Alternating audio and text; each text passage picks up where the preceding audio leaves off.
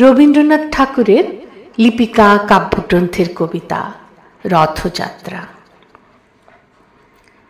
রথযাত্রার দিন কাছে, তাই রানী রাজাকে বললে, চলো রথ দেখতে যাই। রাজা বললে, আচ্ছা।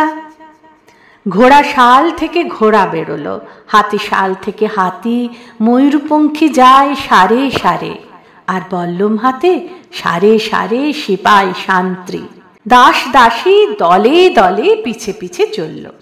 কেবল বাকি রইল একজন, রাজবাড়ির ঝাঁটার কাঠি কুড়িয়ে আনা তার কাজ।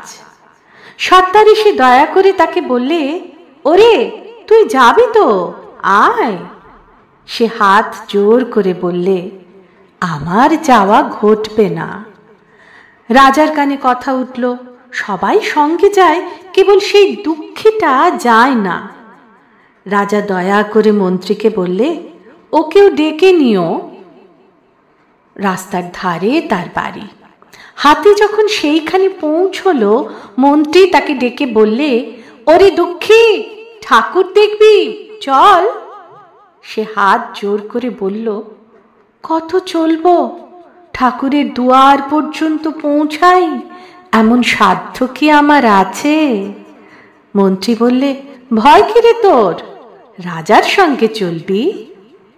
সে বললে, সর্বনাশ, রাজার পথ কি আমার পথ? মন্ত্রী বললে, তবে উপায়? তোর ভাগ্যে কি রথযাত্রা দেখা ঘটবে না? সে বললে, ঘটবে বই কি, ঠাকুর তো রথে করে আমার দুয়ারে আসেন। মন্ত্রী হেসে উঠল, বললে, তোর দুয়ারে রথের চিহ্ন কই? দুঃখী বললে, তার রথের চিহ্ন পড়ে না। মন্ত্রী বললে, কেন বলতো? দুঃখী বললে, তিনি যে আসেন পুষ্পক রথে। মন্ত্রী বললে, কই রে সেই রথ?